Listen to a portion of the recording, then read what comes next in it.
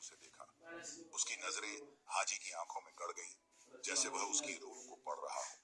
फिर उसके चेहरे पर एक हल्की सी मुस्कान आई, लेकिन उसने कुछ नहीं कहा।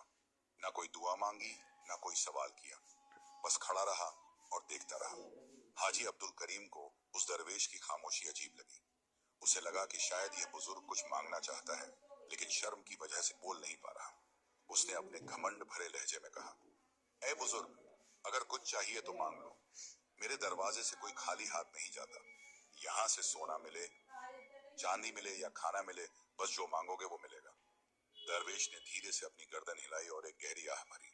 ए हाजी साहब, मुझे तेरे सोने चांदी की कोई जरूरत नहीं। मैं तो बस तेरी आंखों में एक खौफ देख रहा हूँ जो तुझे खुद नजर नहीं आ रहा। यह सुनकर हाजी अब्दुल करीम का गुस्सा भड़क उठा। उसकी आंखें तमतमा गईं और चेहरे की रगें उभर आईं। खौफ?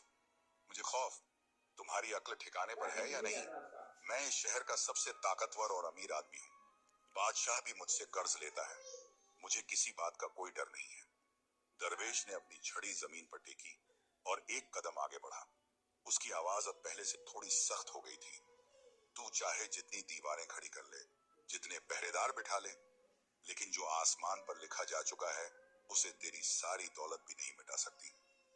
हाजी अब्दुल करीम ने हंसते हुए कहा, क्या बकवास कर रहे हो बुजुर्ग? मैं अपनी बेटी की किस्मत अपने हाथों से लिख रहा हूँ। उसकी शादी किसी बादशाह से होगी। उसके नसीब में ताज और तख्त लिखा है। दरवेश ने अपनी पैनी नजरों से हाजी की आंखों में झांका और फिर एक ऐसी बात कही जो वहां मौजूद सभी लोगों की रूह कंपा गई। दरवेश ने कहा, ऐ हाजी अब्दुल करीम, तू अपनी बेटी आमिना को चाहे जितने सोने के पिंजरे में कैद कर ले, चाहे जितनी ऊंची दीवारें खड़ी कर ले, लेकिन उसकी तकदीर का फैसला हो चुका है। उसकी शादी ना किसी बादशाह से होगी, ना किसी अमीर सौदागर से, बल्कि इस शहर के सबसे गरीब और मामूली इब्राहिम नाम के लकड़हारे से होगी। यह सुनते ही वहां मौजूद सभी नौकर, मुनीम और पहरेदारों के होश उड़ गए।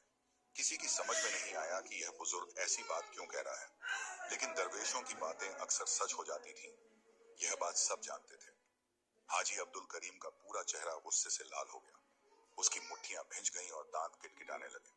उसने चिल्लाकर कहा, ए पागल इंसान, तेरी यह जुबान कैसे चली मेरी बेटी के बारे में ऐसी मनहूस बात कहने की? तू जानता है मैं क्या कर सकता हूँ। मैं तेरी जुबान खिंचवा सकता हूँ।